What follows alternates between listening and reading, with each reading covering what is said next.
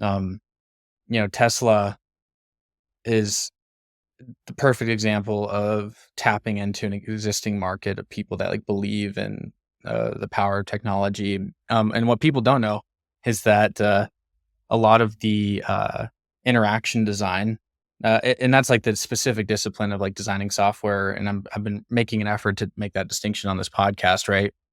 Was done by one of the original interaction designers of the iPhone. Apple grew not because it made a bunch of like big ads. It grew because the smartest, most creative leaders in the world were like, oh, people like us use Macs.